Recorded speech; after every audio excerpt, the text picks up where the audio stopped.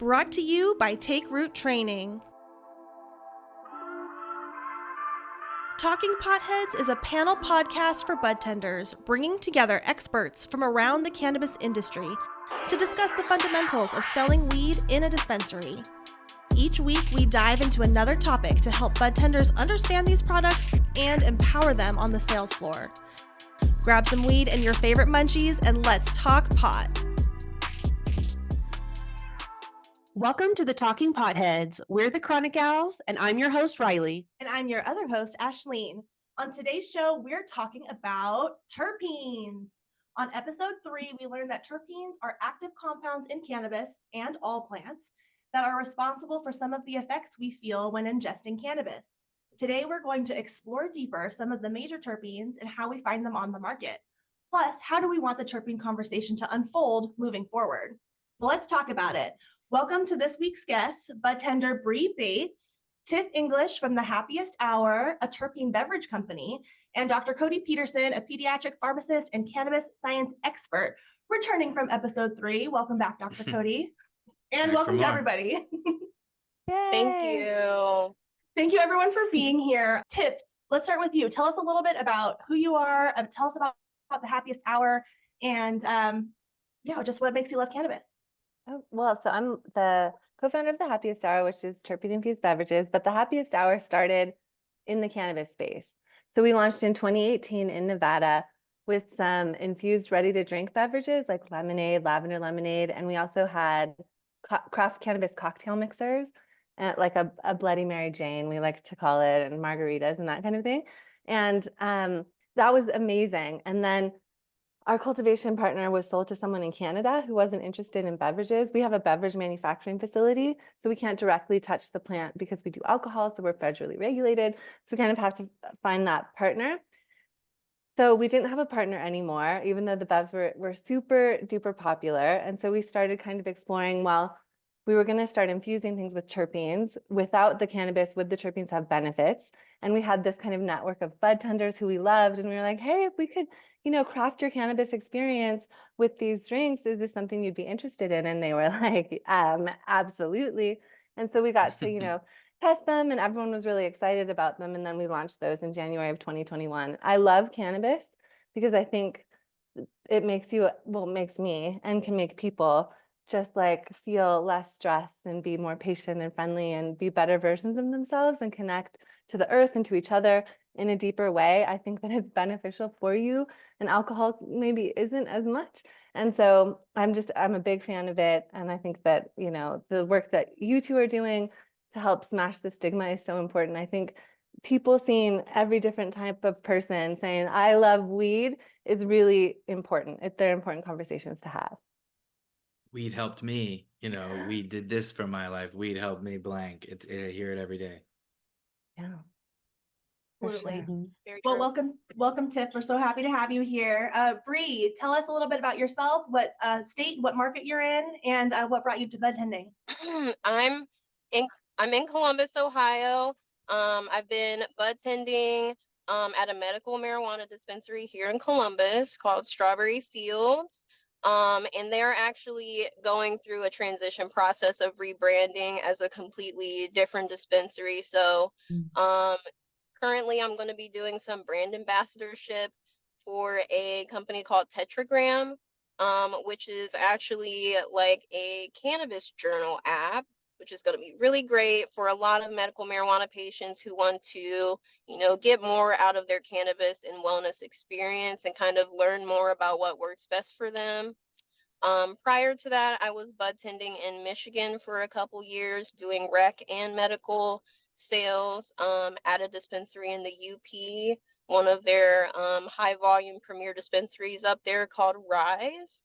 And I kind of just happened to find myself in the cannabis industry. Never really planned on doing it, but, got my foot in the door and I love it. And, I've been doing this for 3 years now. So. That's awesome. Yeah, thank you so much for being here and for doing what you do. Mm-hmm. Thank and you. Welcome. Dr. Codi, we learned a little bit about your background in our last episode. So what I wanted to ask you is, what's the coolest thing that you've learned this week in cannabis pharmacology? Oh, That is challenging. Ooh, the coolest thing I've learned this week.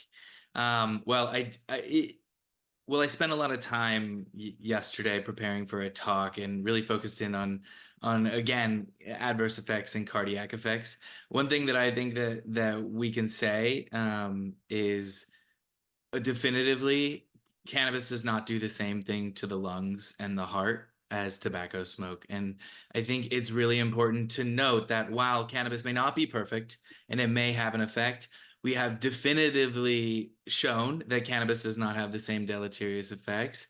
And so we can't keep stigmatizing smoking in that same way. We need to approach it from a different angle. So it's not perfect, but it's definitely not what we're dealing with when it comes to smoking tobacco. So that's what is on my mind. I'm like, put a pin in that. We're gonna have you back for season 3 because we already have season I 2 love pretty that. much figured out. So Yeah, we I can wanna talk know more about 'cause that. I want to know more. Yes. Let's do a quick refresh about what terpenes are and how they impact our cannabis experience. Dr. Codi, can you start us off? Yeah, absolutely. Terpenes, as you commonly hear them referred to in cannabis, while we associate them with cannabis and the smells we get, whether it's the limes that are in some of those citrus strains, or whether it's the funk that you might smell on another, terpenes are the aromatic chemicals responsible for the smells of all plants. So while cannabis is an abundant producer of terpenes, it is awfully smelly. It produces many other molecules like the cannabinoids you know and love, and other plants are well known for making their terpenes as well. So basil, another aromatic plant you might find in your garden. Parsley, oregano, all of these plants produce robust amounts of terpenes. Some of those terpenes are also produced in cannabis, and then there's some terpenes that are produced much less so in other plants. Terpenes, technically terpenoids, is actually a class of molecules, the most diverse class. There's the most terpenoids of any chemical substance we know on planet Earth. Over 35,000 have been identified so far. And this goes really complicated from tiny little molecules like we talk about in cannabis, like limonene, which is just 10 carbons long.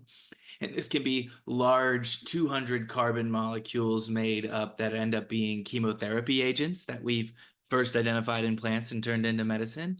And believe it or not, if you take the building blocks of the cannabis terpenes, known as isoprene, and you stack 1 million of them together, more than a million, a bajillion, right? Infinitely, you get a substance known as rubber, once again made in a tree. And so if you keep building and building and building, if you attach 10 billion limonene together, you'd end up with essentially rubber. So it is this wonderful building block in nature that is not unique to cannabis, but the more we discover, the more we think, this might, in addition to the cannabinoids like THC and CBD, this might also be contributing to their psychoactive and therapeutic effects. Terpenes. Terpenes, dude. Tiff, anything to add to that? I mean, Dr. Cody's got it covered, but I think that I love, and I don't know, everybody's in different states and there's different regulations. In Nevada, I'm very grateful that terpene testing is required. And I think that knowing what's in your medicine makes it easier for you to consume things that vibe with your body. And that's why I think the company that Bree is working with is so important, because there will be people that throw up from drinking and then they're drinking again, but they have one bad cannabis experience and they're like, it's not for me. Like, it makes me paranoid. Yes. And that's not true. Sometimes it takes a while to get good at weed, and having resources like a cannabis journal. So, like, ooh, like I know personally, because I have a cannabis journal and it took me a bit to get good at weed, but I'm good at it now. So I know that if I have too much pinene, for example, it'll make me anxious, but like a little sprinkle of pinene is like a missing puzzle piece in my body, and I love it. And so I think, I would encourage people. I think that probably the people listening are cannabis activists and, the plant people, but for them to be able to talk to the other people in their life, like just find someone that you trust that can be your weed sensei, and don't give up. Try a bunch of different things, start with CBD, and then you can find what works for you. But I think, knowing which terpenes are in your strains can help you just make better choices. So how is it in your states? Do they require terpene testing or not?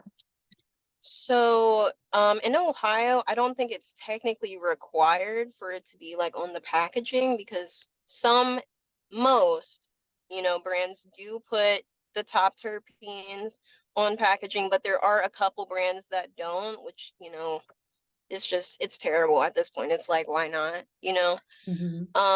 but it is a lot more prevalent here in Ohio, I would say, than in Michigan, at least when I was working there. So, as a bud tender, we always like to, let the patients know, take a look at these terpenes, in these products, whatever's working for you, keep track of them, because you'll end up finding which ones work best for you. You know what I mean? In terms of, which products you do kind of favor versus which ones you don't. And you'll end up finding which terpenes work well with you and which ones don't. So that's just kind of like how you mentioned, Tiff, about pining. I like to kind of sort of avoid terpenylene for the same sort of reasons. But I do find that it's almost like different pairs of terpenes kind of give different effects as well. Like, for example, Super Lemon Haze is a sativa strain that, I usually will be a go-to for me if I'm going to try sativa. But a lot of times it does have terpenylene in it. But, mixed with that oxamine or, myrcene kind of helps balance it out, I think, and kind of gives me more of like a focused feeling versus a jittery, energy filled, anxious kind of reaction.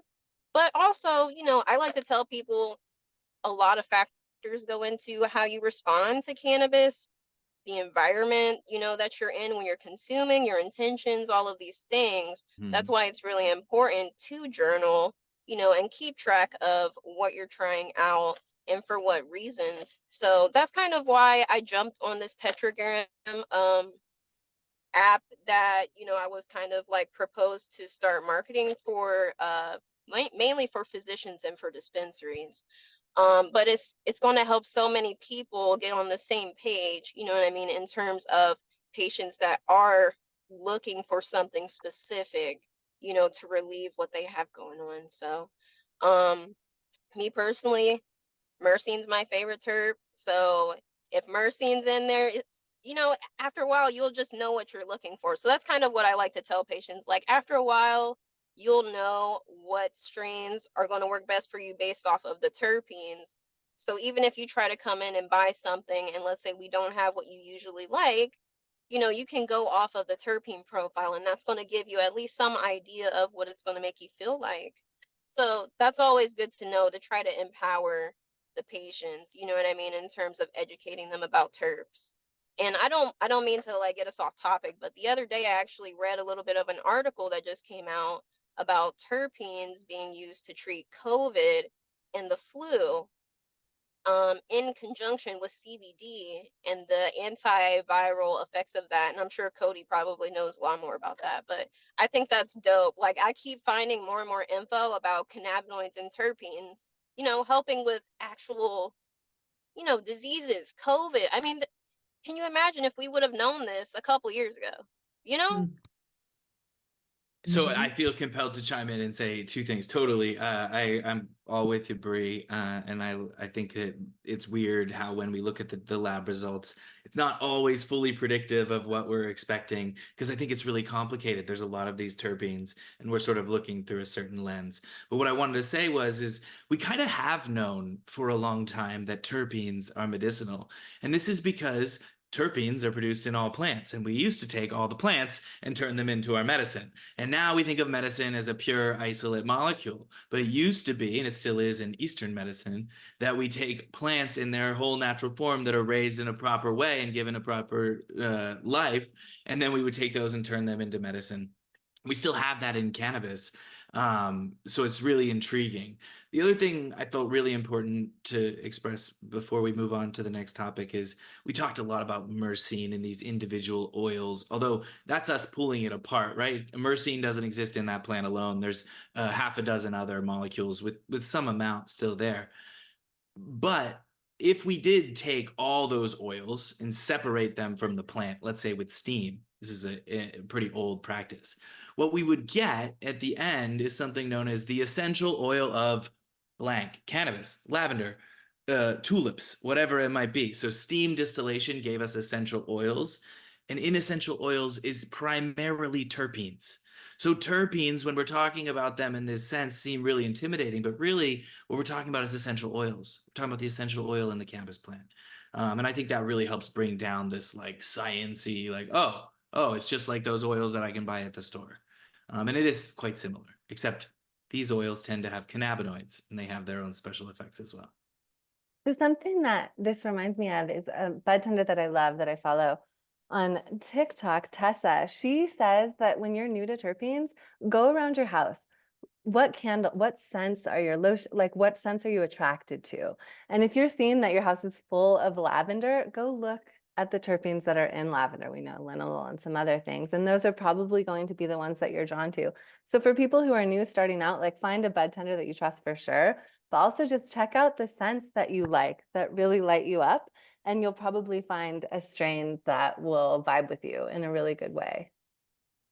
Yeah, that's such a good point. We always talk about the nose. Mhm. So yeah, even Yes. if you're brand new to cannabis, you can still walk in with an idea of the effect that you want to feel or what you think you might like based on the sense that you might have around your house. I love that point. And it's a good tip for a bud tender to ask the person like, oh, what scents do you like, as a jumping off point if they don't know anything about weed. So Yeah, that's there's a good ways great to idea. like, yeah, link it back to what they're used to and what they're comfortable with, instead of going straight for like the cheetah piss.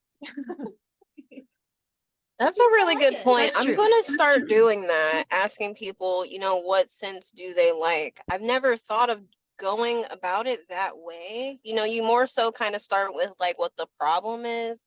You know what I mean? In terms of like, what are you looking to get out of cannabis is what I usually like to ask people, like, what are you looking for? So that's a really good point, because I know me personally, in terms of like aromatherapy and stuff, I love smells that smell edible. I like sweet smelling things. You know what I mean? So that makes a lot of sense. I tend to agree with this sentiment. We know, primarily THC is the active molecule, and then, but there's other cannabinoids, and then we have our terpenes, and then we've talked about flavonoids too. We're going to leave that mostly off the table, but in my mind, as a pharmacist who sees and talks to patients, is that we kind of categorize them in that order. Okay, what is your primary objective? When are you going to be using this product? Is it before bed? Okay, THC is good. Are you a newbie? We need to keep THC low. So we think cannabinoid first, and then terpene second. So once we dialed in that you like to smoke weed, but sometimes you just don't get the effect that you're looking for, now we start to ask, okay, what have you smelled before? Or we could have them, as we just mentioned, like I think it was Bree, you could have them smell that. And then do you like that? Okay, let's give that a go. And then you can start to try to find patterns in the terpenes, knowing that we're now at high THC. But the first conversation for me is always type 1, type 2, type 3, high THC, balanced, or low THC, high CBD. And then there's some other CBG and things that we're now getting into, but that's where I start. Then I go, okay, what do you smell? What kind of strains do you like in the past, etc. So what are you looking for? I think is sort of asking which cannabinoid you trying to smash with. Right. That's awesome. That's awesome. Well, let's talk about what kind of terpenes we can smash with in a dispensary. So there's, like 8 to 12 main terpenes that you might see in the dispensary. So I kind of would just like to have a conversation about the most popular ones. We can talk about flavor profiles, general expected effects, and common strains you might find them in. So I'm not sure where to start. Does anybody want to start off with a favorite terpene that we can talk about? I think that in dispensaries in Nevada, and it might be similar, Dr. Codi can tell. He's the one I trust the most to talk about all of this. But in Nevada, I mean, you're going to see limonene, caryophyllene, and myrcene in mostly everything. And then, you'll get to see like your ocimene, which I love. It gives me the giggles. It's just, you don't see it as often, or at least I don't see it as it's often. rare. And then you'll have your like alpha and beta pinenes, which is cool, and terpenylene, of course, which Bree's like, get that away from me. But, Those are kind of the main ones. And in our terpene shots, there's 7 that we utilize. Humulene would be another one for people that, don't want to get the munchies or whatever. But in Nevada, those would be the main ones. You just named off some of the most common. There is this broad plethora of molecules, some of which you wouldn't even expect to show up in cannabis. So beyond those primary 8, but generally the industry talks around either 8 or 12 terpenes, all of which were just mentioned. A couple others that I don't know if we talked about were humulene, which is an interesting one. It tends to have a plant-like smell, but technically it's the most abundant terpene in hops, the stuff we put in our beer. So humulene is very similar to the most common cannabis terpene, beta-caryophyllene. They're actually originally humulene's name was alpha caryophyllene, and they changed it to help us understand what we're dealing with here. So humulene, common in hops, and other plants in general, and then beta-caryophyllene is in cannabis. And the fun fact about beta-caryophyllene is because it lingers a long time. It's made out of 15 carbons instead of 10, so it's heavier. It doesn't float away as easy. This molecule, beta-caryophyllene, is what drug-sniffing dogs are smelling for when they're taught to look for marijuana. Now, Wow. Interesting. to make didn't know everyone that. feel a little better, there's basically no more dogs sniffing for marijuana in the United States. Anything in an airport or travel depot is a bomb dog. They really have moved away from teaching dogs this skill. And thank goodness, right? Because there was no reason to ever ostracize this plant. By the way, there's beta-caryophyllene in other things. It's very rich in black pepper, for example. Yes. So it wouldn't, dogs could be false positiving people even as well. But yeah, just a couple fun facts. It's Dr. actually Codi. beta-caryophyllene oxide, technically the breakdown product that the dogs are smelling. Oh, nice. Oh, I have a awesome. question, and I don't know if you talked about it or you want to even cover it, but I think it might be important when we're talking about terpenes, about caryophyllene and its effect on the CB receptors and CBD or myrcene and the blood-brain barrier. But maybe we can save that for a little bit later. We can talk about it now, but I would love to hear you talk more about that if you feel like it.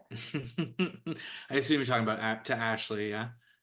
No, I'm just kidding.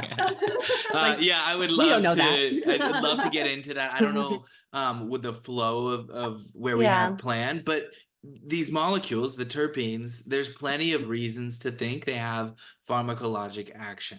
Now, at what concentration, how much influence they have when we're inhaling them or versus eating them edibly is still highly controversial.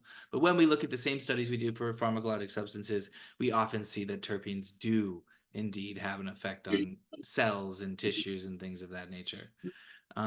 You had a good question about CBD as well, but I can't recall what you asked. Oh, just that caryophyllene, doesn't it prep the CB receptor so that it can There make you go. CBD utilized in a better way? So I think for pain patients specifically, knowing to look for something that has caryophyllene in it can be more beneficial if you start to have a tolerance. Because can't you get a tolerance to CBD just like you can to THC? Less defined, certainly less explained or thought of. CBD is a very promiscuous molecule. THC is very selective for the CB1 receptor, if you remember to our last episode or episode 3 that we did. Now, interestingly, and I love this point, is most of these terpenes, I just said they have actions in the body. Most of them are not going to engage with cannabinoid receptors. This makes sense. They're terpenoids, not cannabinoids. But beta-caryophyllene, once again, an exception. Beta-caryophyllene has actually been defined in the scientific literature as a dietary cannabinoid. It does have actions not at CB1, the one that gets you high, but instead CB2, the one that impacts our immune system. And so the CB2 receptor is activated by beta-caryophyllene, which I already mentioned is one of the most prominent terpenoids in cannabis. And now all of a sudden we do have a pharmacologic mechanism to try to support the idea that this helps with pain, this helps with inflammation, and it helps with a lot of the problems that we encounter all the time as humans. You guys, weed is so cool. You're telling me. Oh my gosh. It's just amazing. It's so high tech. It's not. Yeah, It's so as a beautiful. plant. That's what it is. This is the way nature did it. When nature produces something, it doesn't produce an isolate. It produces a plethora of molecules to help deal with this crazy thing we call life, right? We're dealing with a dynamic world, and a single anything will only take you so far. It's all about that plethora of molecules and the plethora of beauty inside of all of us and the trillions of cells that make us up. So I love that. That's what I love about the cannabis industry and just plant medicine. It's more holistic rather Mhm. than, especially like Western medicine is they kind of pick apart everything. And I feel like a lot of times things kind of lose their power when you separate them, if that makes sense. I feel like a lot of terpenes, cannabinoids work very well together with the entourage effect, of course. I'm sure you guys know about that. Rather than, picking apart everything and making everything isolated. We did a whole episode on It's part of the curriculum. that. Yes, absolutely. And it's yeah, it's just so cool to think that we're at this point now where we're beyond thinking about things in isolate. I feel like the more products that are coming out, you're looking at formulas of how you're blending these terpenes together to get certain effects. And yeah, obviously we know that this is just better and better. And even with the flower, like it's the whole chemical makeup of the flower that is like affecting you. It's not necessarily the THC percentage or the terpenes alone. It's like everything in Right. conjunction. 100%. And that's, again, part of the way we tinker is, do we want to start with that cannabinoid? Do we want to add another cannabinoid? And then you can divvy it down. Which terpene do you want most prevalent? Okay, can we find a flower that produces, something more like that? The osmine, like we mentioned, is pretty uncommon, but also my favorite terpene. I think you asked me on the last episode. And it's really only found in sort of these tangies, or like a very small 2% or 4% of plants, as opposed to myrcene and caryophyllene, which are present in 60-70% of all cultivars. This is because we took plants, we made these plants illegal. People had to breed them underground, and they bred selecting for primarily one thing, Mhm. THC. And Mm. that sort of got out of control through the 70s and 80s, especially I think the 80s into the 90s. And we got a lot of genetic narrowing on the overall plants. But the scientists that I'm hearing today, and this is not my specialty, but I talk to a lot of smart people, we're about to reopen this can of worms and try to really expand back out into what cannabis is capable of producing, which is just going to further complexify what we can maybe do with cannabis. But it's really exciting times. Cannabis science is blossoming. Indeed. It sure is. Okay, so just to kind of condense maybe a couple of the most common terpenes we might see in a dispensary, we brought up a whole bunch of them, but I just kind of want to like pack them all together so that we can just we're gonna talk about it. Myrcene, we've brought up a lot. Let's talk about like the effects you would find from myrcene, flavor profile, and we know that it's in a lot of strains, maybe some common strains for that one. Myrcene's one of my favorite terpenes, and I feel like people always say that it's sedative. I don't find it as sedative as they make it sound. For me, it's more so just a feel good terpene. Like, I just know I'm going to be relaxed if I have myrcene in there, So that's kind of what I like to tell people. It might be a little bit heavier on the body, kind of like a body high. It could be sedative, but it really just depends. If you're looking for something you want to feel stoned and just feel good, myrcene's going to be good for you.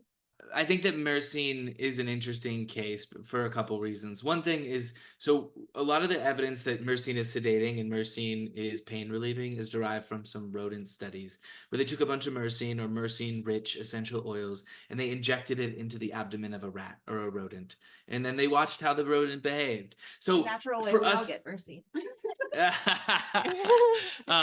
Myrcene's in a lot of foods as well, and spices. I want to get to that in a second, but this is like kind of the archaic nature of trying to figure out the way substances do things to people. But we do generally think of myrcene as slightly sedating.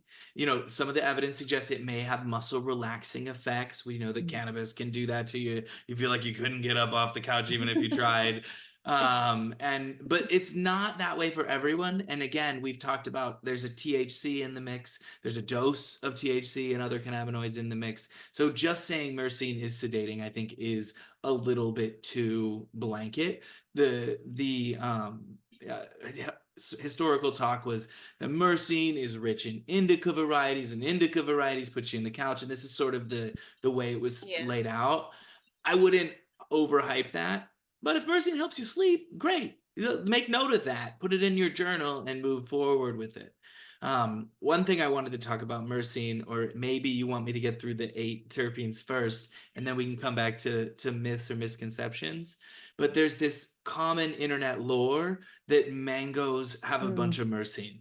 And if you eat mangoes, it'll get you super stoned. And from every science that I've read, every expert I've ever spoken to, this is a fallacy. And the number one reason we can say it definitively is that we did it, believe it or not, people study this stuff. This had nothing to do with cannabis, a large study on all the mango cultivars out there, different types of mangoes from different parts of the world, Asia, South America. And they looked at all the terpenes in the mangoes, and very few, if any, had much myrcene at all. Many were very rich in 0.08. They have like 0.8 to like 1 milligram if you're lucky, right? A very small amount. There's questions around how much is absorbed. There's a bunch of limonene in most of the varieties. So maybe we should say the limonene will get you high, or maybe cannabis has this very powerful effect on us and our expectations. And, sometimes if we eat that mango, it's just delicious. And then we're smoking, like we just convince ourselves that we had a great high. There's at this time no evidence to support the mango theory. You can go try it. I challenge you to go enjoy a mango. But actually, there's not much myrcene in mango, and there's no evidence that myrcene enhances the absorption of THC at the blood-brain barrier. There is a theory, there's a hypothesis, but it's not been certainly proven or even, frankly, well supported. So I know it's been talked about. Maybe myrcene does that, but we have no idea how. And it's not very present in mangoes. My favorite example of myrcene, like what I think of, is lemongrass. Lemongrass has a lot of myrcene, but it's in basil and thyme and bay leaves. It's the things you pick out of your soup. There's all sorts of cool stuff that myrcene may or may not do, but it's certainly not going to get you high via a mango. So let's try to dispel that. Sorry to tell you. I could just see the guy who like hit whatever, probably Blue Dream joint, and he had a mango, and it was like in the sun. He was having a great day, and he just got super high just because like the environment and everything. And he's like, "Man, it's the mango. It's definitely the mango." There have been a few of these myths that have made their way through cannabis lore, let's call it, and look, I'm open-minded to someone trying to prove it, but us stating it as fact, even though it has no evidentiary basis, at least some of it makes sense. Like caryophyllene, anti-inflammatory, has these effects. We have this pharmacologic understanding. That's not the case with this myrcene at this time, but I'm hopeful. Setting us straight. Yeah, like trying to set the record straight. Yeah. Well, because disinformation or like misinformation is so prevalent in the cannabis industry. And I mean, most of this information started out as like somebody saying, "Hey, this is what I've noticed." So it's like important for us to get our facts straight. So thank you for that. Yeah, and I like the way that you talk about it, Dr. Codi, and just saying that like we haven't proven it. So it doesn't mean that it's not true. There's a lot of, we're in the infancy of studying all of this, especially terpenes. It's been well studied via inhalation, and there are a lot of peer reviews. Via ingestion, I've only ever seen one study on humans, and it was so small. And, so it doesn't really tell us much about everything else. But in this small study, it was 35 adult males. They determined that there were genetic factors that contributed to the bioavailability of terpenes. So you can see like why it would work so well for some people and not others. But again, we don't know. And it's exciting because I think when everyone starts studying this more, we'll understand how to help ourselves and help each other in a more meaningful way. Yes. Fascinating time. absolutely. I agree. Yes. Okay, well, let's move on to another common terpene. Let's do limonene, which is another one that we've brought up. Tiff, can you take us away on some limonene? I love limonene. It's one of my faves. You know, the thing with terpenes, they all have so many different benefits. It's like, which one do you want to highlight? Because it can be pain reducing, it can be energizing, it can be mood boosting. So we have a bliss shot, and it's limonene dominant, and that's the one that's just going to make you feel happier. And so I think that it's, you know, sativa associated, even though that's an old conversation that hopefully we're kind of steering clear from. But This yeah, conversation is changing that conversation. yeah, yeah. And so you know, I think it's, but it would be, you would see it categorized if it's like there's a lot of limonene, you'd probably see it categorized as a sativa. But it's energizing, I would say. Yeah, I more Generally, so just people tell agree. people that it's mood boosting, but yeah, definitely. I like that. Mood boost, energizing, those feel similar, right? Like both, I mean, energizing my mood. and typically a citrusy, lemony flavor profile. It is very helpful that some of these terpenes have clues in the name. Yes. You know, osamine maybe not so much, but let's see, another one. We've talked about a little bit about beta caryophyllene. We've talked about the effects of that, some of the even the physical effects, and I think Dr. Codi mentioned that it was black pepper. Any other flavor notes or strains that we can bring up with beta caryophyllene? Well, Dr. Codi, I'm curious if you've heard this and what you think about it, because I've heard many times that if people overconsume, something that they can do is like ground some pepper and not snort it, just smell it, because it's so high in beta caryophyllene that it can kind of help reduce some anxiety. How do you feel about that? Is that true, or is that just like eat a mango, sniff some pepper? Certainly it falls into the same unproven category. You know, sniffing pepper is known to generate a response in our body. We sniff pepper when we sneeze, right? And there are other things in black pepper, in fact, other things that are even more prevalent than beta caryophyllene that could be also contributing to this effect to bring you back. What I don't believe is that it has much to do with the beta caryophyllene, because one, we know this is a heavier terpenoid. It doesn't float as well as some of the others. The second thing I would say is we know that it selects for what's called CB2 and not CB1. CB2 generally is a balancing receptor with CB1. So you know, I guess I actually, now that I've just verbalized it, I could see how there could be a connection there, because it activates the beta 2 or CB2 receptor. The So it wouldn't CBD is displace, but attaching. it could try to counterbalance. Look, I suggest you give it a go if you have some black pepper. This is a low risk, high reward situation. You told me they needed to snort a line of you know, pepper. Please don't Now do we that. have it.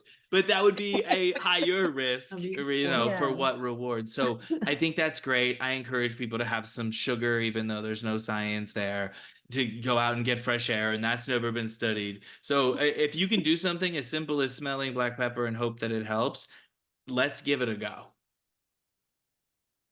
I like that. Good answer. So common strains for beta caryophyllene off the top of anyone's head? Lots of them. All of them. Like, yeah. It's really it's common. so common. You see it all the time. Yeah. Yeah, I see a lot of co-occurring.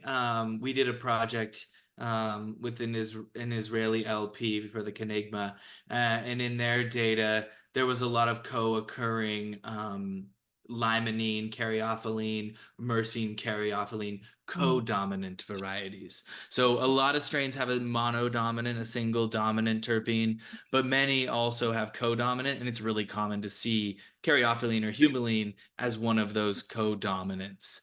So that's what I would say is usually beta-caryophyllene is not a sole dominant terpene. It's usually, got a partner right below it or right below above it in the amount present.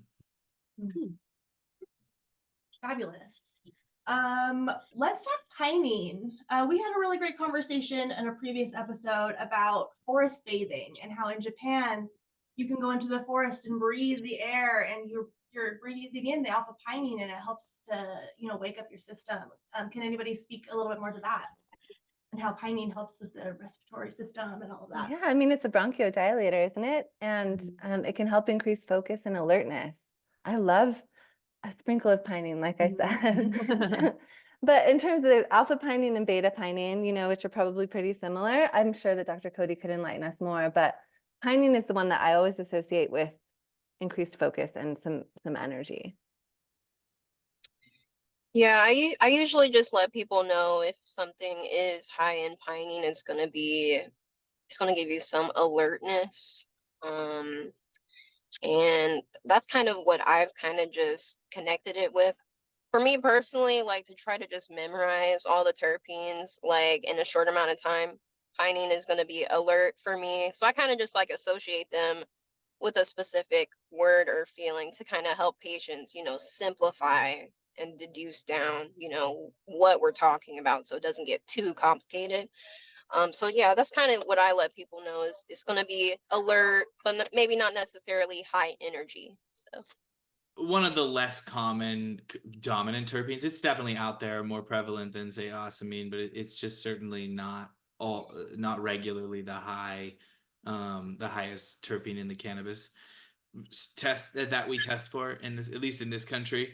You can go look up strains that are rich in it. The part of the problem is, and the reason we need these tests and these labeling is these are highly dynamic molecules that are not always going to be produced in a strain. So just going off strain name is not nearly as good as going off of the lab report. So hopefully, if you're lucky enough to live in a state that mandates terpene testing, that's amazing. Use that to your benefit and help improve your journal. If you don't, you can go off of the strain name. But again, I would direct you to your nose. Do you like it? Because a strain name, look, it's marketing. In the end, that's what we're dealing with. There's no agreed upon name for growers to name their cannabis a certain way based on the parents, and there's a lot of variability in terpenes that, depending on whether a plant is grown indoors versus outdoors, and so much more. So strain names alone will only take us so far. But that's a yeah, good point. I love the Shinrin Yoku reference. I'm a mountain backpacker. I love to be out in the forest. Lots of forests have pine, so you don't have to be in Japan to get this benefit from from being in nature. The pine forest, the coniferous forest, is really rich in pinene. And there is something clarifying about it.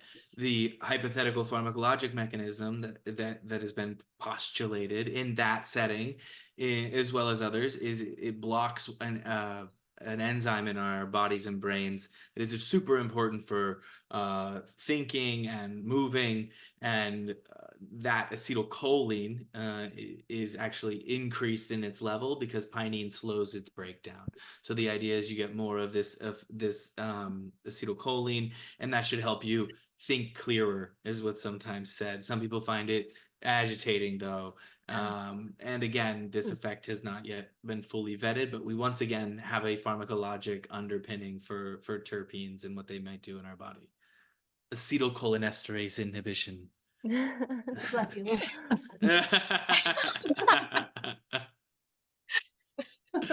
I do believe the strain Jack Herrera is pretty high in pinene, and I think that's the one that I normally remember as far as that goes. And terpenylene, probably. Bree, stay away from it. Yeah, right. Yeah, Jack Herrera. I'm definitely not going for the Jack Herrera. I'm so sorry. Yeah, Bree, I'm in your camp. I'm a myrcene gal. I think I'm regular, just like really spun tight, and myrcene kind of like Yes. swirls me up. So I'm It right there with unwinds you. Yes, Yeah. thank you. Yeah. And I don't mind Jack. Like, you can give me any Jack this, Jack that. Oh, I'll have it. Same. Terpenylene all day. Yeah. I do love Dutch treat. and that is all super high in terpenoline, Yeah. and that's like the effervescent 7-uppy like smell. Yeah. Goodness. Love it. Yes. I also love linalool just as much as I love myrcene. Mm-hmm. I know it's usually considered, like anti-anxiety. And I find that I really just find it interesting. Flowers that are high in linalool, they just have such a different smell. They don't usually smell like what you would normally think cannabis would smell like. There's a Agreed. strain that we carry here. Sorry to keep going, but there's a strain that we carry here called Sugar Shop. And it just has such a just strange smell. I mean, if you were blindfolded, I don't think you would even know you were smelling a jar of weed, but it has that linalool in it. And I find that a lot of run strains also have linalool. But I just always feel really good, when I do get to consume, a strain that has linalool as one of its top terpenes. So Yeah, I love linalool. Same. It's such a hard find, like you don't see a lot of little varieties. And they often take on a totally different note. Like it doesn't have that weedy smell, and it's not necessarily even earthy. I almost get like a flower out it's of it. floral. Yeah. Yeah. So that's my take. Linalool, once again, there's a lot of postulation around its pharmacologic effects. One reason we might think of it as anti-anxiety, Bree, is lavender oil is extremely rich in linalool, so essential oil of lavender. And they've actually, I believe Germany and one other country in Europe, they've taken essential oil of lavender, super rich in balance of linalool and another lavender terpene, and they took it and they turned it into a medicine. So you take it orally as a liquid cap, and you take it for anxiety. They did do a controlled trial where they compared it to a less popular antidepressant, and they found it to be just as good as that less popular antidepressant. And so it's a medicine. You can get it, insurance, whatever that looks like in Europe. You can get it approved for just general anxiety. I love What that. else? That's amazing. incredible. Just because think about the side effects that you get from pharmaceuticals. And so sometimes you have to take those side effects because the benefit is there, but to probably not have side effects from having some lavender, that's incredible. And you feel good about it, right? You're like, oh, look, it's from a Yeah. plant. And I think a lot Yeah. of people do want that. A lot of people are missing this in our modern lives, is like that back to nature feeling. There's also some speculation that linalool plays an important role in the anticonvulsant effects of certain strains. So kids with epilepsy who consume cannabis, often they're reaching for linalool. Again, everyone sort of seems to respond differently, and we probably have to concern ourselves with which cannabinoids we're giving first. But if you've sort of established that, then considering what terpenoids are there, I think makes a lot of sense. That's cool. This was like years and years ago, but one of my favorite strains that I had ever tried was it was called lavender, super high in linalool, but the percentage, like THC percentage, was like 11%.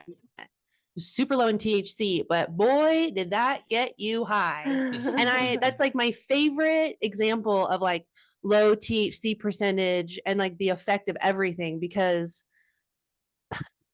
the 11% doesn't really matter. It's just like how you feel when you consume it. Like that's what really Yeah. matters. And I just love bringing that up when there's like some big dude being like, oh, highest percent. I'm like, actually, try Yeah. this. Yeah.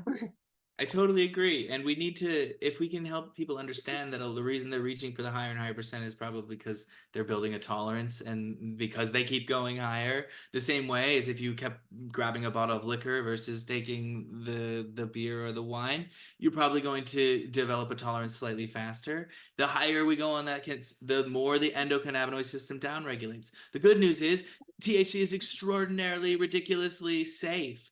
The bad news is you're going to need more to get the same effect. And so with a tea break and with some thoughtful consumption, that individual could probably get back to enjoying the typical flower, one that's going to be more robust with these molecules. Because we do tend to see, something that's crazy high in THC is a little less has a little less broad variety of terpenes, and that's once again something they found with indoor flower, more cannabinoids and even more terpenes, but less variety of terpenes. So what does that mean for sun grown versus indoor? Mm. So interesting. Wow. Yeah. Oh. Okay, well, we've gone through a whole lot of terpenes. I feel like we are terpened out at the moment. If anybody listening wants to learn about any other specific terpenes or has questions, just send us a message and we can hit you with some knowledge. So, but let's move on. In the cannabis industry, you'll see both cannabis-derived terpenes, and then that's something different than botanically derived terpenes. Tiff, maybe you can speak to the difference between the two, and how does this differentiation affect what you do? Well, so I think Dr. Codi kind of has touched on it, just that if you're getting a botanical terpene, it's probably just an isolate. This probably been steam distilled. And if it's a cannabis terpene or it's a terpene that's in cannabis, there's all these other things that are happening at the same time. So molecularly, if we looked at them both individually, I feel like they're identical. And if I'm wrong, Dr. Codi, just tell me to shut up. But it's about more than just that. And so I know that botanical terpenes kind of have a bad name for themselves sometimes when they're being added back into carts or like added into anything. So that can be hard because people, I think there's a movement to saying as pure as possible and as pure to the plant as possible. We, want to we created a beverage that we wanted to be able to sell worldwide, and there's less regulations around botanical terpenes, and the FDA classifies them as generally recognized as safe, and so that's kind of, we went that route. When we do make cannabis beverages, and when we do add terpenes into those, we want to use the cannabis terpenes from the flowers that we're using to make the distillate, to make the drinks that we're using. And so I'm sure that you all can expand on it more, but at the very base, that's kind of what I think. Anything to add, Dr. Codi? Yeah, I mean, the difference is where they came from. Like, simply put, is where did these terpenoids, these essential oil, which plants did it come from? If it's cannabis, then it's cannabis. If it's botanical, any other plant source, then that's it. Now, there's a whole philosophical argument to be made and to be had around which is better and which one matters more. Well, one thing that I will say is cannabis is a highly regulated industry. Botanical is not necessarily, and so there's probably even more sort of crummy product that could be out there. So you want to get a COA on your essential oils in the same way that you do for your cannabis. This, again, getting to the philosophy of the conversation, if you like the term full spectrum, then you really can't be in the botanical terpene camp, because botanical terpenes are inherently, we've adding them back in from another source. Why are we doing that? Because in the process of making the cannabis product that you enjoy, like the cheap vape cart at the dispensary, right? If you're paying $14 for a vape cart, it's made from cannabis distillate. And distillate, part of distillation is separating the THC away from everything else. Now, you can save those cannabis terpenes during that distillation process, depending on your methods and when your facility. And then you can take and try to put those back together. And you could say they're cannabis-derived terpenes, but you're still technically using a distillate and diluting it. And then there are products that are actually being formulated, trying to preserve the whole spectrum in one. And that's typically what we call sort of like full spectrum products, which again is a bit of a marketing term, but just to kind of lay it out, is cannabis-derived terpenes typically means something was separated and then they put back together. And the idea of full spectrum would be they were never separated at all.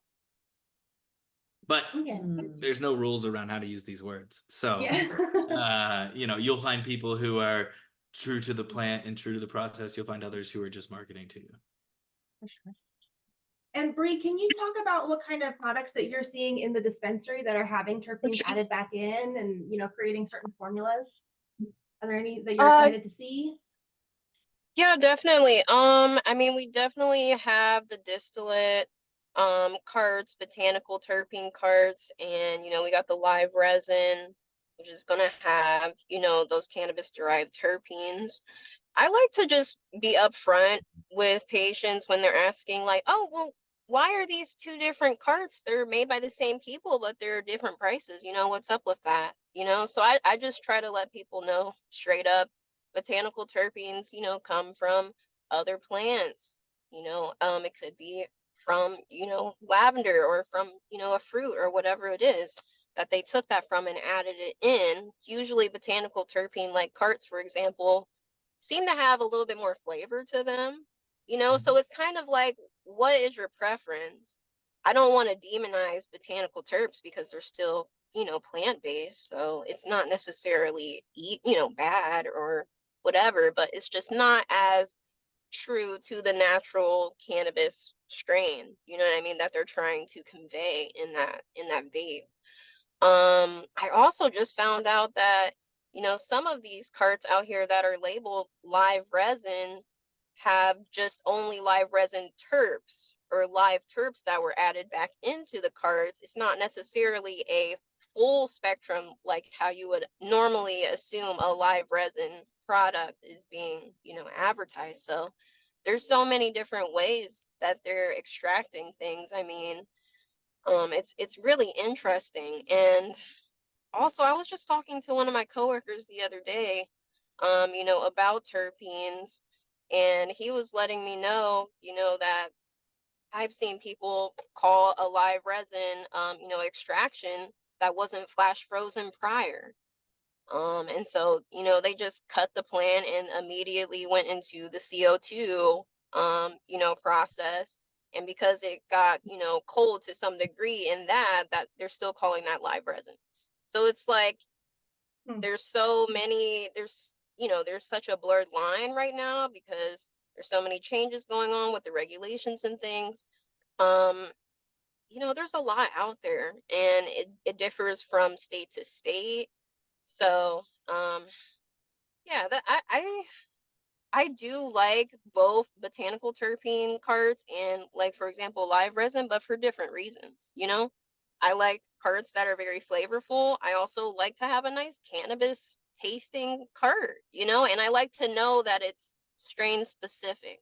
And I like to know that it's more natural and more closely expressing what the essence was of that particular strain. So there's a lot out there to choose from.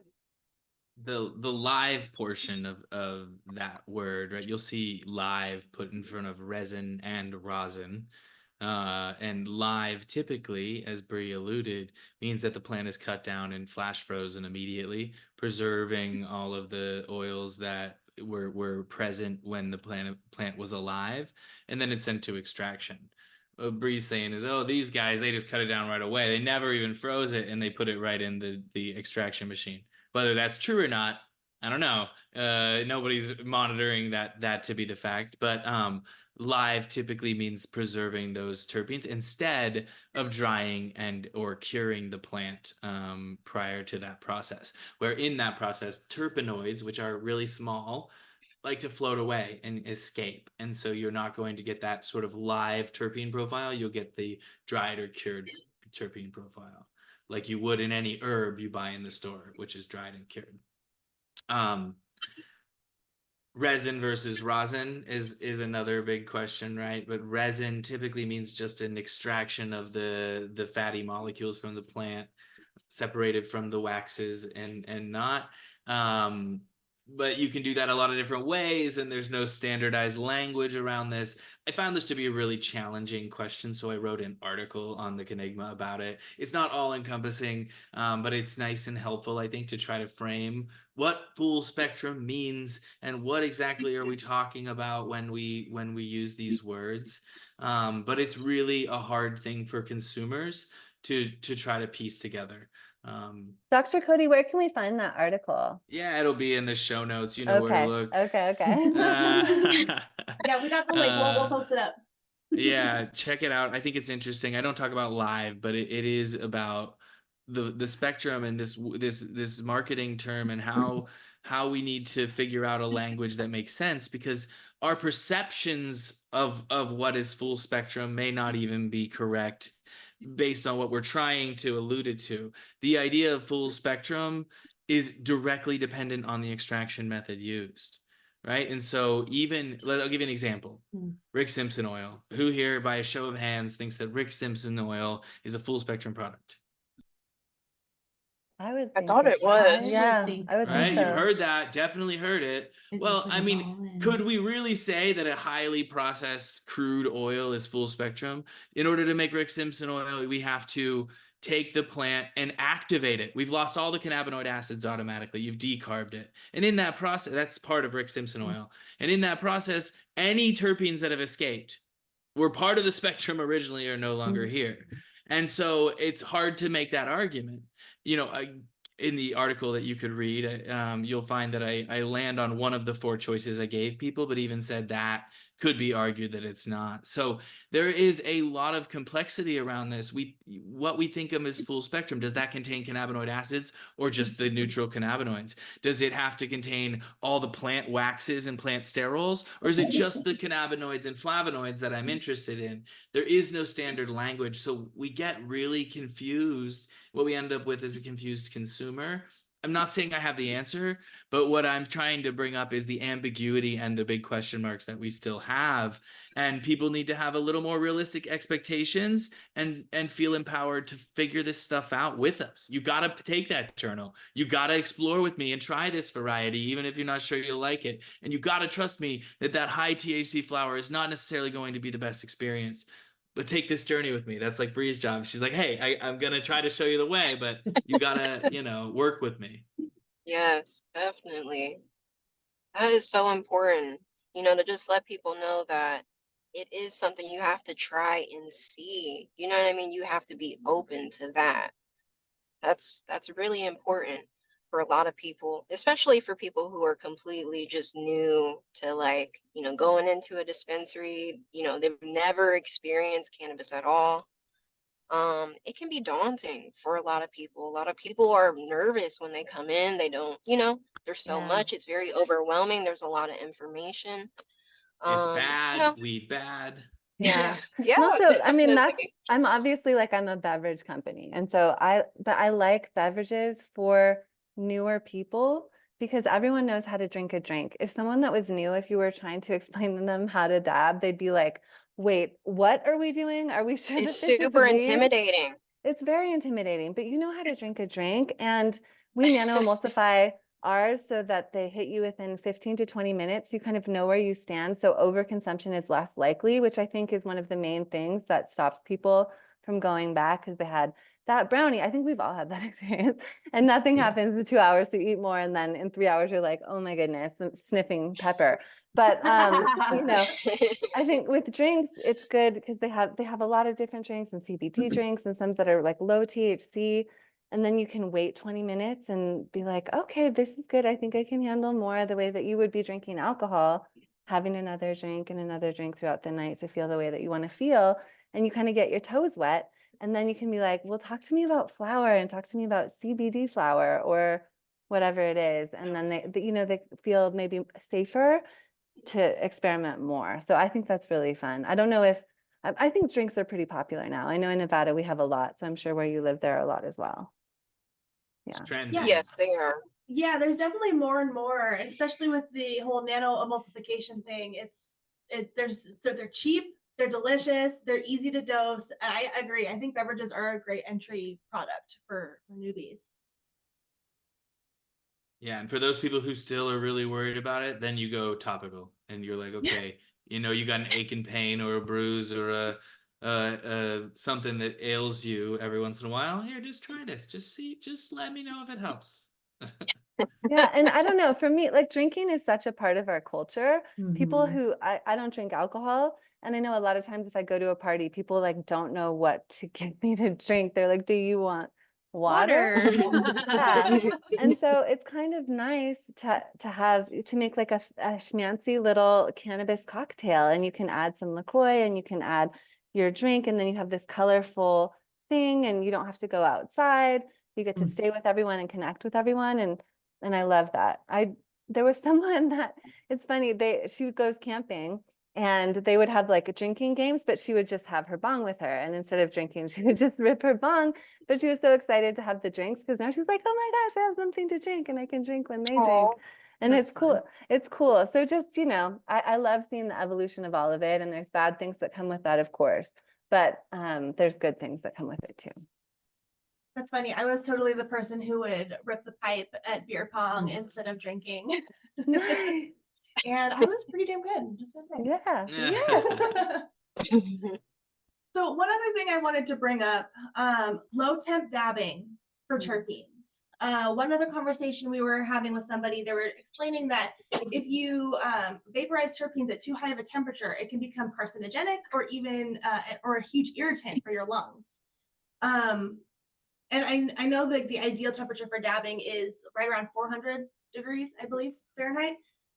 So maybe Dr. Codi, can you talk to us a little bit about how that works? What do we want to see for low temp dabbing? Yeah, so I mean, as everyone who's listening knows, when we're talking about dabbing, we're talking about consuming cannabis concentrates. Inherently in that word, there's a bunch of different ways to get there: resin, rosin, butter, wax, shatter, all the things. But either way, we're concentrating what's in the cannabis plant into this product, including the terpenoids. So there's even more cannabinoids and even more terpenoids. Now, the difference between dabbing and vaping, does anyone know? You're vaporizing versus. No, I don't know. I never know. No, it's okay. So the best way that I've heard it described is one is flash vaporization and one is just regular vaporization. You're using higher temperatures to get a larger, bigger hit. Okay, this is why you use a blowtorch and you just get it too hot. But now all of a sudden everyone's looking and they're like, oh wow, I cough like a son of a bitch when that happens, and this can't be good for me, and they're probably right. Now, as far as saying you're producing carcinogenic substances, you're definitely smoking is at a higher temperature than dabbing. So you're just as likely to produce things of that nature when you do that. And when we look at cannabis smoke, we do see some nasty stuff, tar, formaldehyde, all sorts of gross stuff that shouldn't really be in stuff we inhale. That's why we have a reason to think smoking isn't good for our lungs. Mm-hmm. Now, historically, we've said vaping is better and dabbing is probably better, but now we're calling into question, oh, but what about the temperature? What if I change these molecules? There's some evidence to suggest that might be happening, and that at even higher temperatures, these terpenoids, which are again light, floaty, airy molecules, they might degrade into something that is no longer therapeutic but something negative. This always happens at really high temperatures. Whenever you burn something, bad stuff is produced. And so this is sort of floating that line and getting a little closer to those dangerous numbers. So is low temp dabbing better? I would say yes. You won't necessarily get as high. You won't flash vaporize as many cannabinoids, terpenoids, and hit yourself with quite the same dab pull. But I'm a big fan. I support temperature controlled dabbing, which is why the e-rig or e-nail is optimal. And there should be less production of what's called harmful polyaromatic hydrocarbons is what we're talking about here generally, and you produce less PAHs at lower temperatures. This is the whole premise behind why vaping better than smoking. And now you're pushing the temperatures more in dabbing, so you're getting more PAH. And you've concentrated what turns into those PAHs, the hydrocarbon terpenoids. You've concentrated them in the concentrate, so now you're producing even more of them. So that's the thought process by why high temp dabbing could have these more deleterious effects.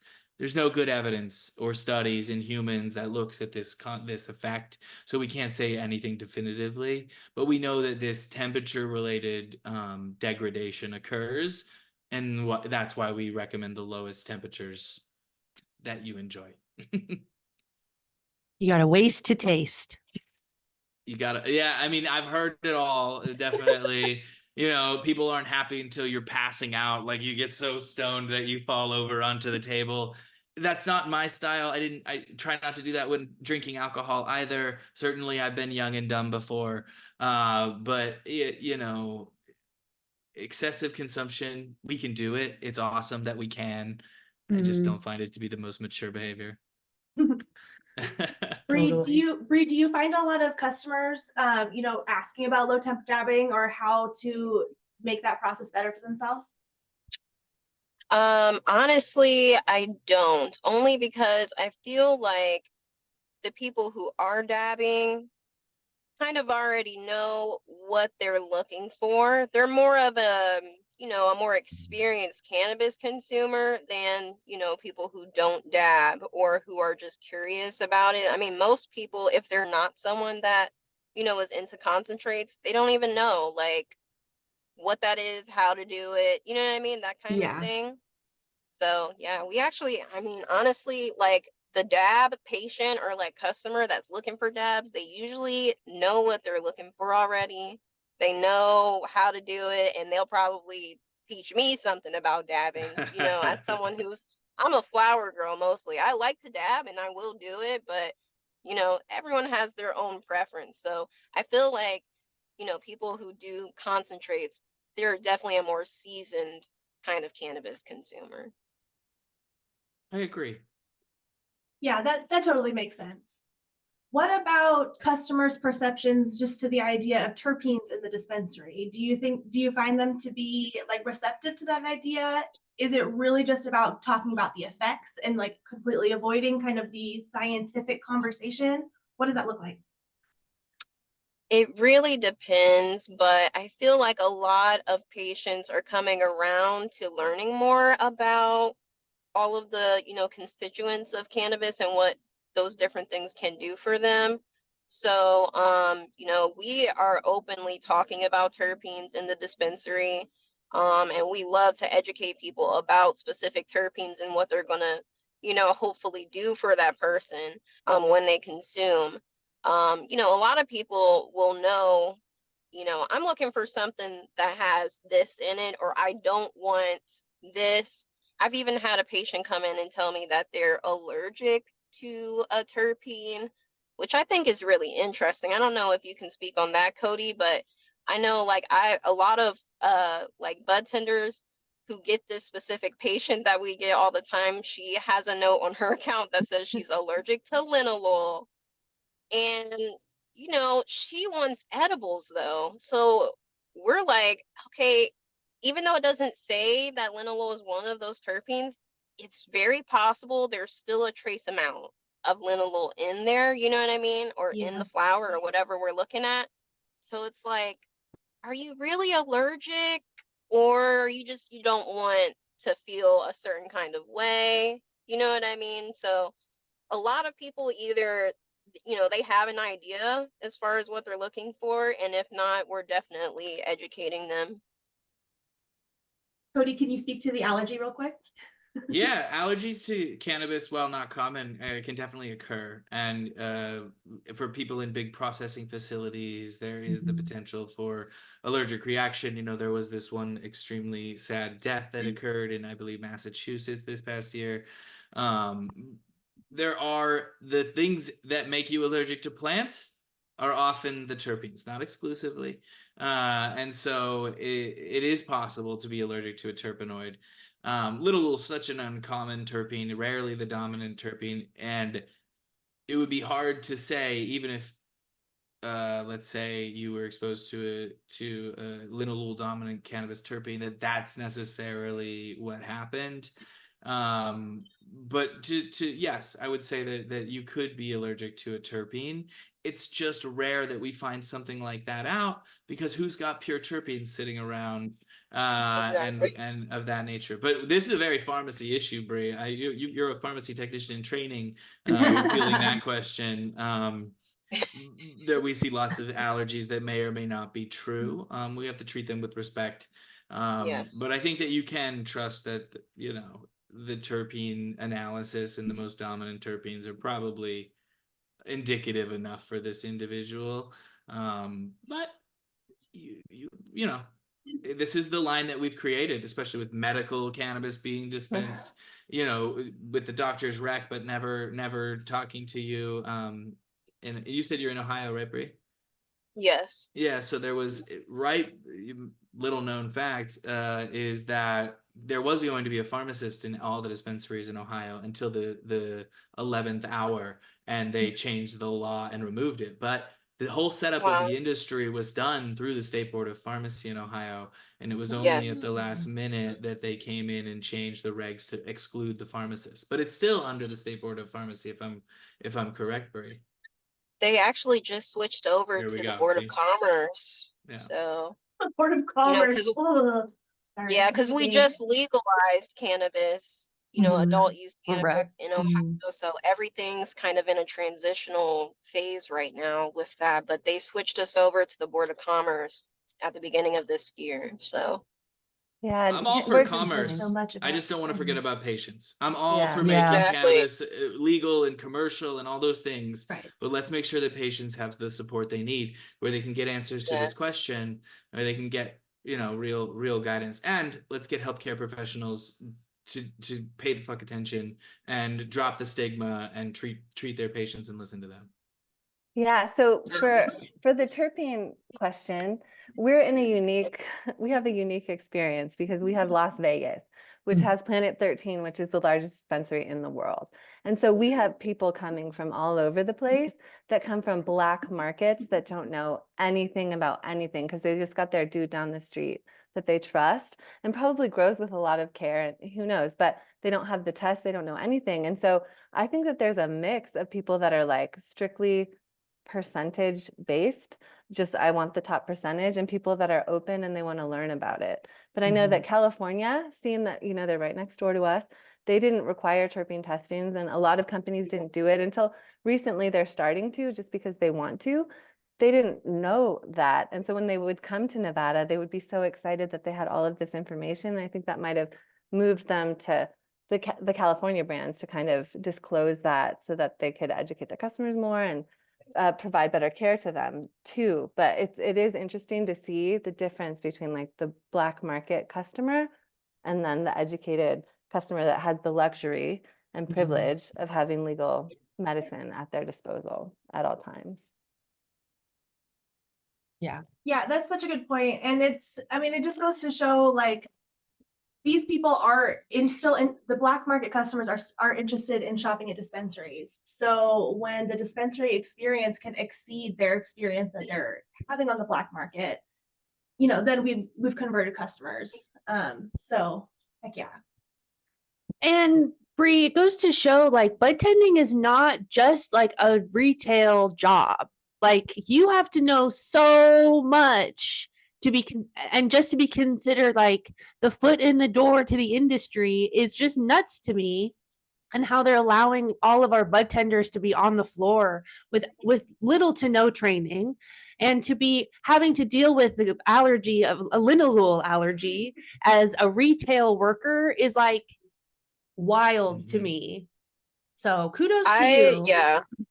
Well, thank you so much. I mean, I've learned a lot over the past few years. A lot of it, in researching like on the spot with people. Like when I first started out, a lot of times people would ask questions about, a certain strain, and we would have to together go on a search and kind of see what we can find out, in real time.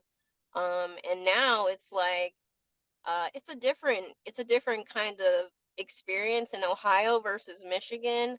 Like, for example, I have a patient that comes in pretty regularly for her son, that I believe has epilepsy or something very serious. And she was looking for a specific tincture that she usually buys with, a specific ratio of CBD and THC. And we were out of that particular tincture. And so, I had to help her, in terms of finding something that's going to be comparable, break down what the dosages would be so that, it's going to be that same sort of effect. And, after helping her and answering all her questions, I was just like, wow, that was a real consultation. Like, that was a real cannabis consultation. And it's so crazy to me that we are considered, looked at as just like retail workers, getting paid like I retail work at the workers. mall or something. Yep. And I'm literally helping people, figure out dosing. I mean, it's it's crazy. It really is. It's crazy the difference in the type of consumer you'll encounter on a daily basis. You know what I mean? So Well, like buying a you just got to t-shirt. be ready for like anything. You Yeah. really have to be ready. Yeah, because like buying a t-shirt is so different than disclosing very personal information to someone trying to get their help. You know, it's very delicate. Bud tenders should rule the world, really, because they're doing the Lord's work for real. And I We're know, doing the work. Thank and you. Yes, and we are it's doing the Lord's hard work. I believe that. because customer service is Wholeheartedly. hard in general, but I think that bud tending is the hardest customer service job. I mean, I've seen it. I've been in dispensaries a lot. I love a lot of bud tenders, and they just, you know, the therapy that they need after some of these patients, it's tough and it's a lot of pressure. But It's a lot of pressure. there's Yeah. nothing better than I'm being dramatic, but it is a very beautiful experience when you go into a dispensary and you have a bud tender that knows what they're talking about, that is passionate about everything and that can help you. And then you go home and you have a wonderful experience based on someone that's like, oh, I don't know anything about any of this. It's like, what? What do you want? Yeah. And that is how we change the stigma. That is how we end the stigma and change people's mindset. So I think that wraps it up, you guys. We've had a really amazing conversation about terpenes with a lot of different perspectives, and we're so grateful for the three of you joining us today. Just to kind of put together the main takeaways, terpenes help drive the effects and flavor you're going to get from cannabis, and each strain has a unique profile or a combination of terpenes.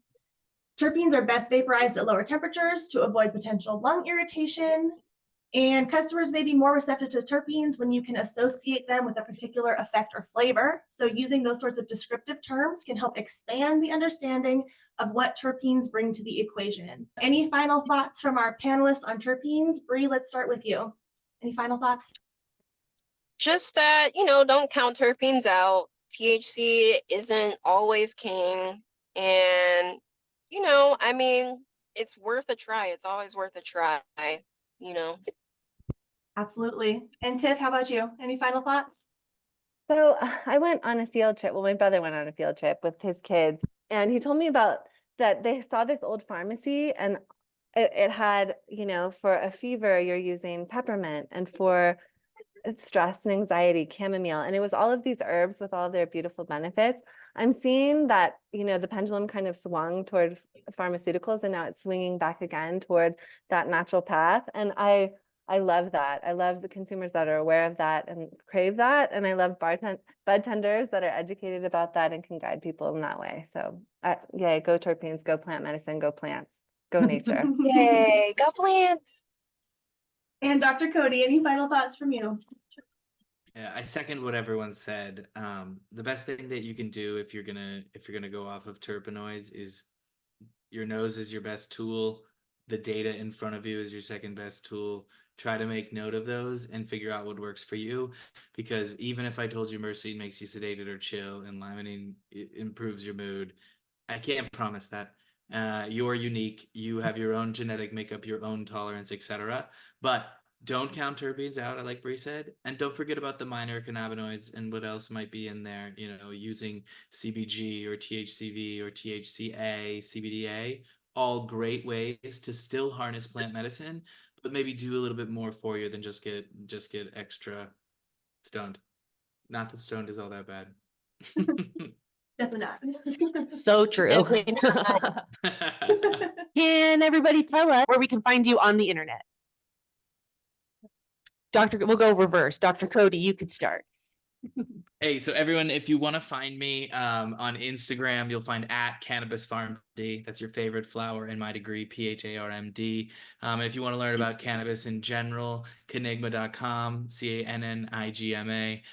We'll have hopefully all your answers. Whatever your cannabis question is, just type it in and Canigma, and you'll get basically my take or a take that I have reviewed that hopefully is more peer reviewed than anywhere else you can find on the internet. And I hope you learned something. Thanks so much for having me. Amazing. Thank Tiff? you. So you can find us at Hi Happiest Hour on Instagram and TikTok and Facebook, and our website is happiesthour.com. Yeah, thanks for Amazing. having me. Yeah. And Bree. You can find me on Instagram and TikTok at the.ebonyhempress. That's hempress, like empress, but hemp. The.ebonyhempress. Yeah. Thank you.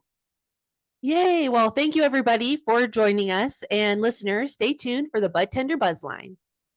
Introducing Cool Smoke 2-piece pipes. Crafted with the finest ebony or pearwood, this 2-piece pipe is more than looks. It's got a charcoal filter for a clean, smooth smoke, perfect for the health-conscious smoker.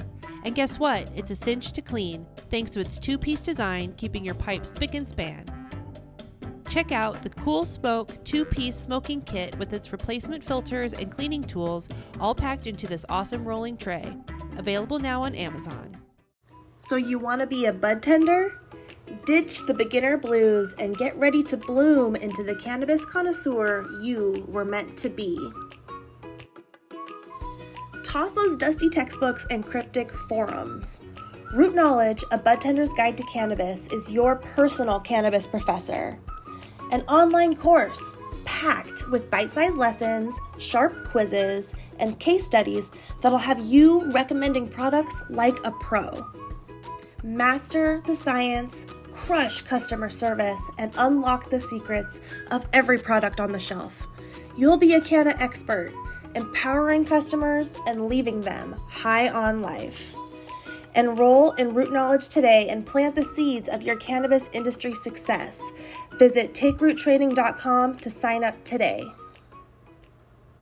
Myth busted. How about that myth bust, huh? Mangoes don't have a lot of mercy. That's crazy. That is so crazy. I actually bought a mango for $4.20 because I was like, I learned about this, and then I forgot to eat it. Have you seen those mango skin blunt wraps people make? You know, I have, and I've seen people make like banana. Yeah. I've Fruit wraps. read some comments of those videos, and some people are like, the combustion of the sugars in the wrap, like the skin, is not good for your lungs That's what I would think. to inhale. So I mean, I didn't think specifically the sugars, but I was like, there's got to be something Yeah. in there that is not good. But not that smoking is but good for your have you lungs heard at all. of people putting honey on their blunts? Yeah, I have. Instead of licking them. Yeah, and it making it taste like amazingly great. That's true. But that's sugar also. That's sugar. I don't know. I don't know. Dr. Cody, what's up? Yeah, That's got a good another question for Dr. you. Cody. He's like, well, the lore. Yeah. Also, shout out to Tiff for sending us some of their the happiest hour terpene beverages. They have this awesome little box kit. I think you get 5 different terpene blend beverages, little shots in there. They're really good, They actually. are really, really tasty. We're going to sip on this Mend one that it's a ginger, turmeric, clove one. Let me guess the terpenes. All right, go for it. Ginger. It's Okay, not a I don't know. terpene. It's not a terpene. No, I know, but I was just trying to get the vibe. Okay. Yeah. Caryophyllene. Check. Okay, this is Yes. Mend. Yeah. Caryophyllene. How many are in there? Like 3? 4. 4. Okay. Caryophyllene. Myrcene. Yes. Linalool. Nope. Piney. Yes. And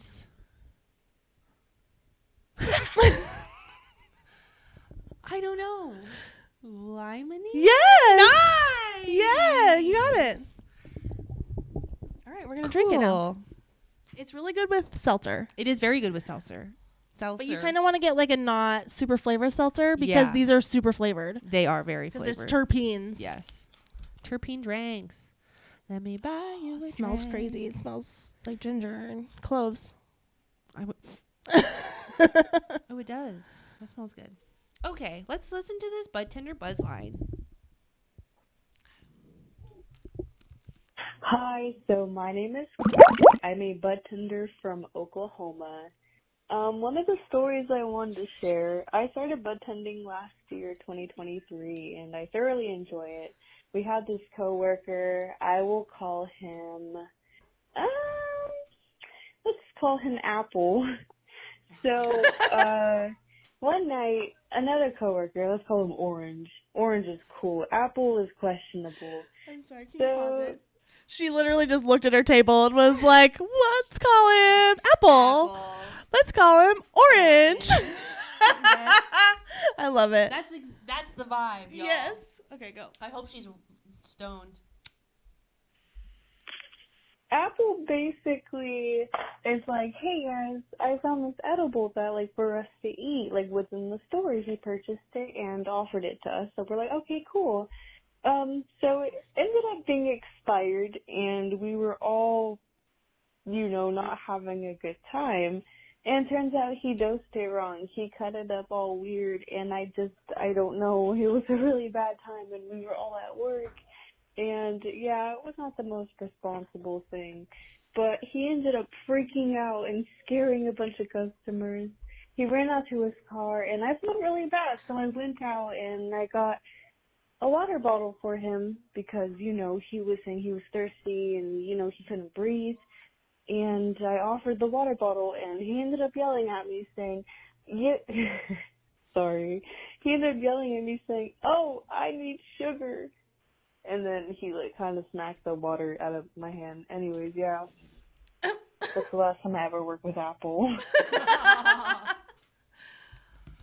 Wait, what did he say? He said, I need sugar. And he ended up yelling at me saying, he's yelling at me saying, oh, I need sugar. And then smacked the water out of my hand. Maybe he should have brought him Gatorade. Consuming cannabis. I know, that sounds like he consumed something more than cannabis. Yeah, it had like a schizophrenic episode or something. From knowing absolutely nothing else about the situation. Or just also happened to eat mushrooms. Or just got the mushroom brownies confused with the weed brownies. But they bought it at the store. Oh, right. Okay, note. Don't sell expired edibles. 1. 2, don't eat them at work. Don't eat them at work. Especially if they're expired. The dosing. Yeah. And, she did admit it was irresponsible. Yes, she did. I know. But yeah, not chastising in any way. Just Yeah. examining the lesson to take from this of BBL.